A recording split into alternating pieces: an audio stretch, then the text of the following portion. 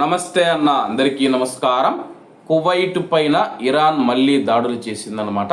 స్థానిక మీడియా తెలిపిన వివరాల ప్రకారం కువైట్లో ఆదివారం తెల్లవారుజామున గగనతలంలోకి ప్రవేశించిన అనేక శత్రు డ్రోన్లను కువైట్ సాయుధ దళాలు గుర్తించాయి.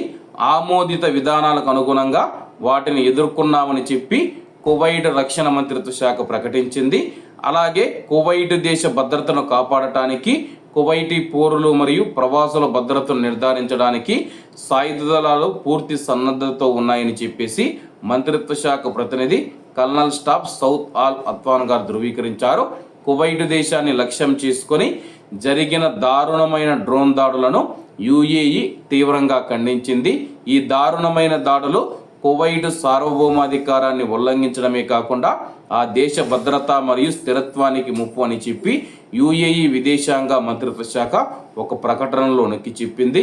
కువైట్ దేశానికి యుఏఈ పూర్తి సంఘీభావం తెలుపుతుందని, దాని యొక్క భద్రత మరియు స్థిరత్వాన్ని పరిరక్షించే అన్ని చర్యలకు మద్దతు ఇస్తూ ఉందని చెప్పి మంత్రిత్వ శాఖ తెలియజేసింది.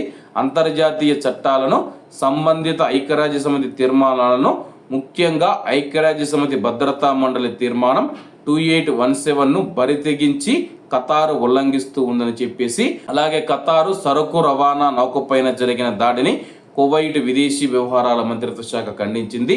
ఇటువంటి దాడి ఈ ప్రాంతంలో ఉద్రిక్తతలను పెంచుతుంది, ప్రాంతీయ భద్రత స్థిరత్వానికి ప్రమాదం కలిగిస్తుందని మంత్రిత్వ శాఖ ఒక ప్రకటనలో హెచ్చరించింది. తన భూభాగం జలాలలో ఖతారు భద్రతా స్థిరత్వం, సార్వభౌమాధికారాన్ని కాపాడుకోవడంలో కువైట్ దేశం ఖతారు దేశానికి అండగా నిలుస్తుందని నొక్కి చెప్పింది.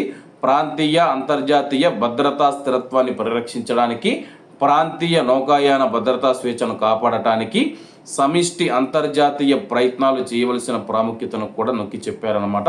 ప్రస్తుతం మనం చూసుకుంటే సీజ్ ఫైర్ అమల్లో ఉంది, కాల్పుల విరమణ అమల్లో ఉందన్నమాట. కానీ ఇరాన్ దాడులు చేస్తూ ఉందన్నమాట. ఎందుకంటే అమెరికా మా మీద దాడులు చేస్తే కానీ మళ్ళీ దాడులు చేస్తామని హెచ్చరిస్తూ ఉంది. ప్రస్తుతానికైతే పరిస్థితి నార్మల్గా ఉంది, ఎవరు భయపడవలసిన అవసరం లేదు. కాబట్టి అందరూ బాగుండాలి, అందులో మనం ఉండాలి. అందరికీ నమస్తే అన్న, జై హింద్.